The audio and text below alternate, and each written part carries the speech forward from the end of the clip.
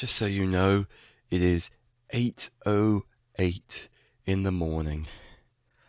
I have no idea if that's going to help this recording or not, but I have a sneaking suspicion it's going to make me sound more angry than usual. Sorry in advance.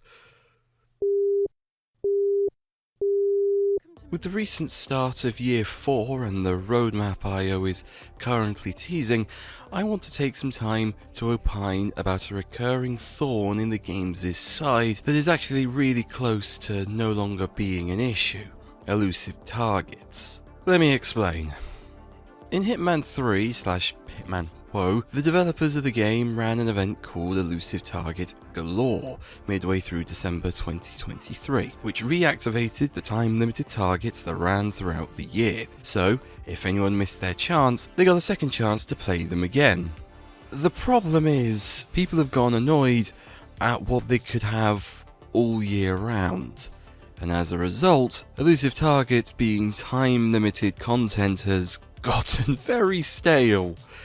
They're no longer something myself and many others anticipate in playing anymore, primarily because there's so many of them, and more than half of them are not all that good, but also due to the fact that them being time limited has felt more and more arbitrary as time has gone on, as if it didn't feel like that to begin with.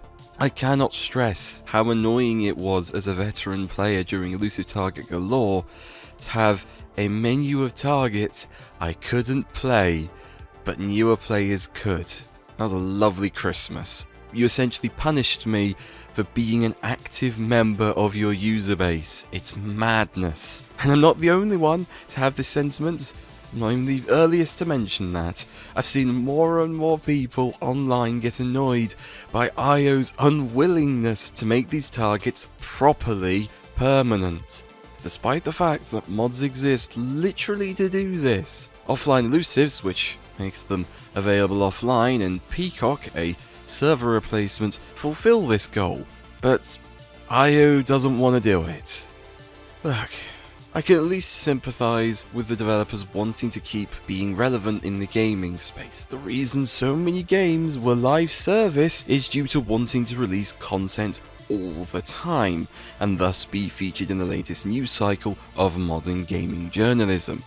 I get the appeal, but making things time limited has not aged well, especially for a game that is single player. Elusive targets are the only thing that are time limited now, and it sticks out like a sore thumb. Escalations, permanent.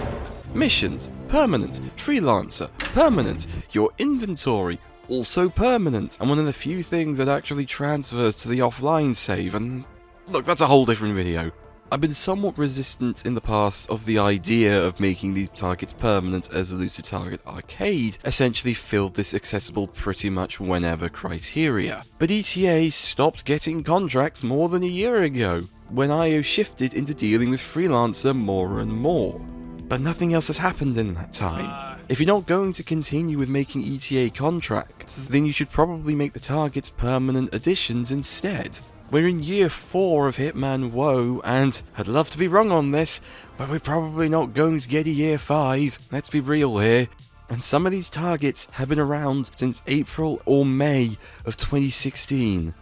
8 years of timed exclusivity of popping in and out of players' purview and gaming schedules. 8 years across 3 games is, and this is true, enough time to be time limited like this. If you want to know how much more ridiculous this can be, even the Sarajevo 6 is now available on all platforms now. And that had actual red tape with Sony that I still can't quite believe happened. The more I describe the situation, the more it sounds like keeping elusive targets limited is a farce. I mean this in the nicest way an English YouTuber can muster over voiceover. This is getting annoying. People are sick and tired of the arbitrary lockouts, and those who care have found alternative means anyway. I don't think this tactic is beneficial to you or your company anymore, at least for player engagement.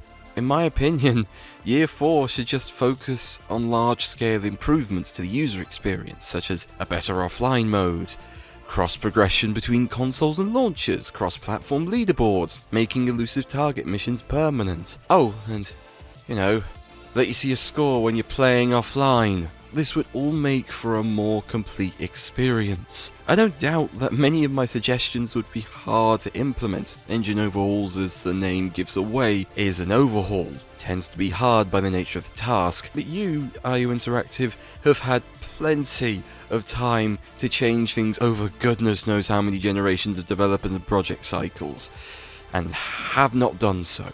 Either due to the belief it's still a viable tactic for player engagement, as I said earlier, or because you don't really want to. If you care at all about your user base, then you would listen to the complaints about the concerns of the longevity of your game, because otherwise it comes off as ignoring that subset of your user base. A very important subset, I might add.